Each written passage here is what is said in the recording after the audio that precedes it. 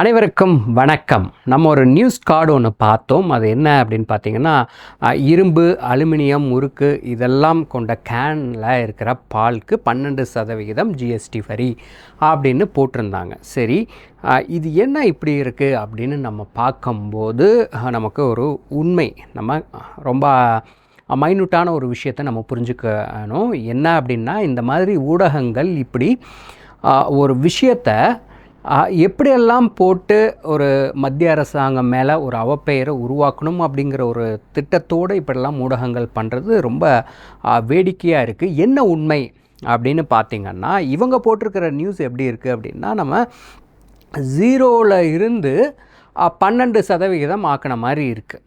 ஆனால் அப்படி கிடையாது. என்ன உண்மை அப்படிங்கிறத புரிஞ்சுக்கணும். சமீபமாக 53வது ஜிஎஸ்டி கவுன்சில் வந்துட்டு நம்ம நிதியமைச்சர் நிர்மலா சீதாராமன் அவங்க தலைமையில் நடந்து முடிஞ்சது. சில முக்கியமான விஷயங்கள் வந்துட்டு நிறைவேற்றினாங்க. அதில் ஒன்று அதான் இந்த பால் விஷயம். என்ன அப்படின்னா, அதாவது அந்த பிளாஸ்டிக் ஜார் இருக்கும் இல்லையா, அந்த மாதிரி இருக்கிற இதில் வந்துட்டு 18% ஜிஎஸ்டி இருந்தது. பால் இருக்கிற நிறையா பார்த்துருப்பீங்க, பெட் ஜார்லாம் இருக்கும், அந்த மாதிரி இருக்கிறதுக்கு 18% இருந்தது.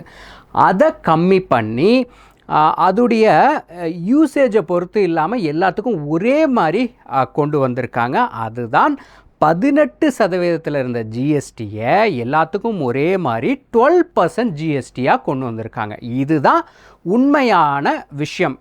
நியூஸ் கார்டு போடுறவங்க எப்படி போட்டிருக்கணும்? 18%இருந்து 12% குறைக்கப்பட்டது அப்படிங்கிற மாதிரி போட்டால் தான் உண்மை என்ன அப்படின்னு மக்களுக்கு தெரியும். ஆனால் ஊடகங்கள் வேணும்னே மத்திய அரசாங்கம் மேலே மக்களுக்கு ஒரு நல்ல அபிப்பிராயம் என்றைக்கும் வந்துடவே கூடாது அப்படிங்கிறதுல நிறைய ஊடகங்கள் இந்த மாதிரி தான் ப்ரொஜெக்ட் பண்ணிகிட்ருக்காங்க. ஆனால் இது தப்பான ஒரு விஷயம்.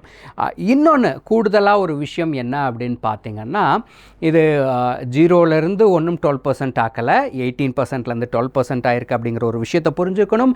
அதே பாலில் இருந்து ஏன் அந்த நியூஸ் கார்டில் அவ்வளோ இடம் இருக்கே, ஒன்று போட்டிருந்துருக்கணுமே, முக்கியமாக போட்டிருந்துருக்கணும். என்ன அப்படின்னா, பால்லேருந்து வரக்கூடிய மோர், அப்புறம் வெண்ணெய், இதுக்கெல்லாம் பார்த்தீங்க அப்படின்னா 4% ஜிஎஸ்டி இருந்தது. ஆனால் இப்போது அதை 0 ஆக்கியிருக்காங்க. ஒன்றுமே இல்லை, ஜிஎஸ்டியே கிடையாது மோருக்கு, வெண்ணெய்க்கெல்லாம். அப்படி இருக்கும்போது ஒரு நல்ல விஷயத்தை வந்துட்டு சொல்லாமல் இப்படி ஒரு சூசகமாக ஒரு மக்களுக்கு எப்பயுமே ஒரு தவறான ஒரு அபிப்பிராயம் வரணும் அப்படிங்கிறதுக்காகவே இப்படி ப்ரொஜெக்ட் பண்ணுறது எந்த வகையில் நியாயம்?